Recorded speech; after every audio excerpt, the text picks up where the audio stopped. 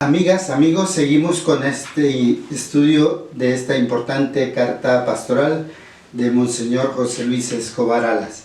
Estamos estudiando la primera parte, en donde él nos ha dicho hace el ver, ¿verdad? Y hemos visto 10 flagelos, 10 indicadores de la aflicción del pueblo, el que él había titulado He visto la aflicción de mi pueblo, retomando Éxodo 3 del 1 al 7. Ahora nos va a hacer un ver histórico. Entonces, a partir del número 18 nos va a hacer un ver histórico, comenzando con un repaso de hace 500 años. Dice así en el numeral 18: recorrer la historia de nuestro hermoso país ayuda a comprender que la praxis política es el tema de esta carta pastoral. La praxis política pocas veces o ninguna ha estado encaminada a la defensa del bien común, ni mucho menos a la promoción social del pueblo.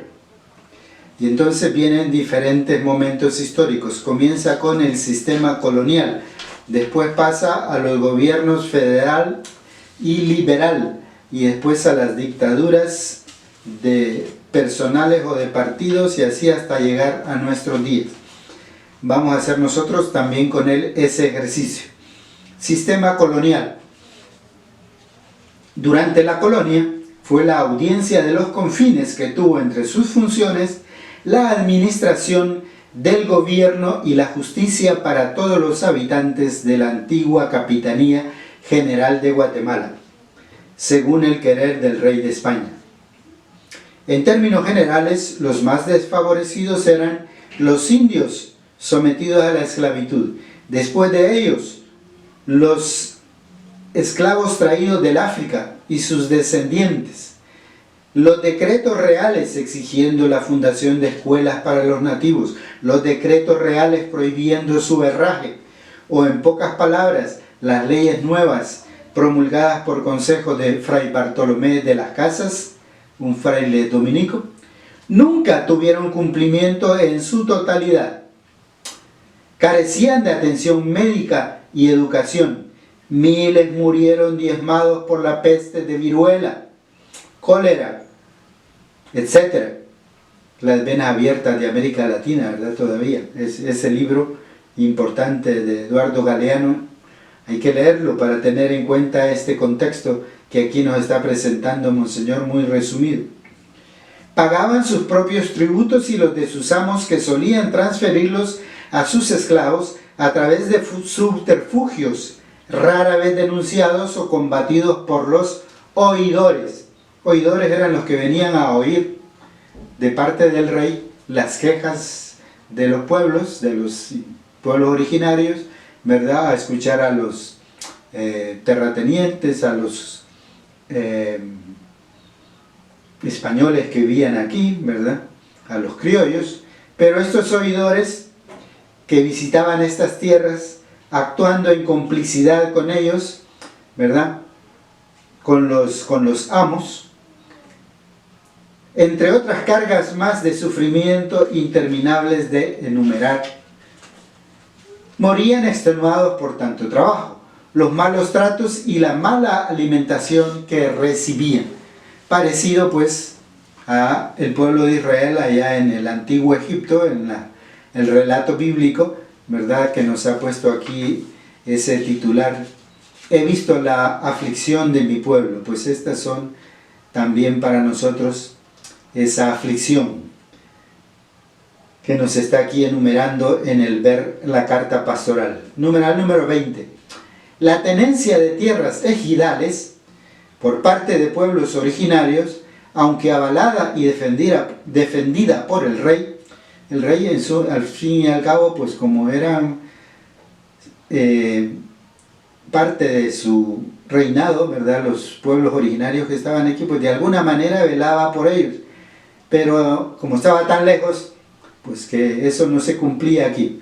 Entonces dice, la tenencia de tierras ejidales por parte de los pueblos originarios, aunque avalada y defendida por el rey, fue siempre combatida por los colonizadores. Su artilugio, su trampa, dicen, echa la ley, echa la trampa. Entonces, estos colonizadores tenían su artilugio, que consistía en repartir los indios en nuevos repartimientos para quedarse no solo con dichas tierras, sino también con aquellas donde habitaban en pobres chozas. Fueron muy pocos los pueblos que tuvieron dichas tierras para sembrar los granos básicos que les permitían medio subsistir. Solo un reducido número de funcionarios de la época veló por la defensoría de indios. Recayó esta misión de defensa principalmente en la iglesia, que poco o nada logró hacer, no teniendo en sus manos modo de obligar a los ricos peninsulares y criollos a cumplir con el aparato jurídico en favor del indígena. Entonces la iglesia poco o nada pudo hacer. Y por mi parte podría decir yo que incluso legitimó de cierta manera este sistema injusto. Por ejemplo, con aquella espiritualidad que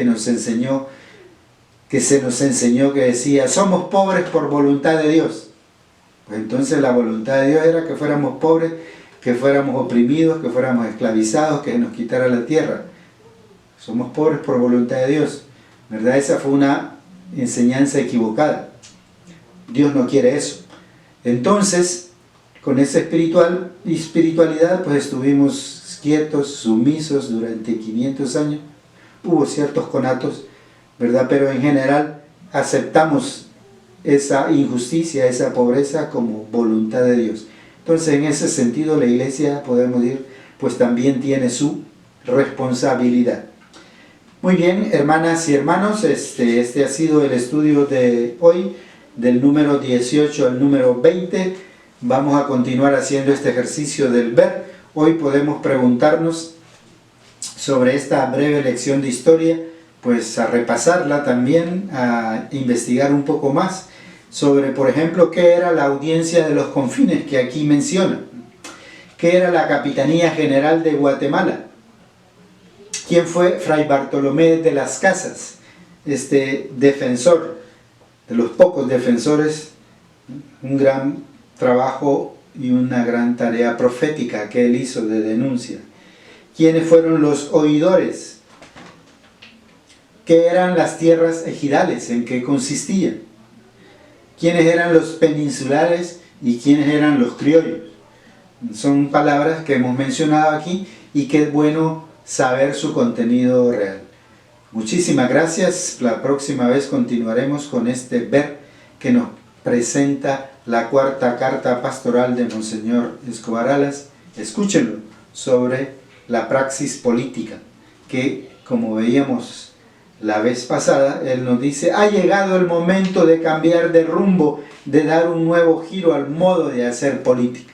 Esa ha sido la gran propuesta que hizo este partido político, que ahora tiene una gran mayoría. A ver si lo cumple realmente, hacer una nueva política en favor del pueblo.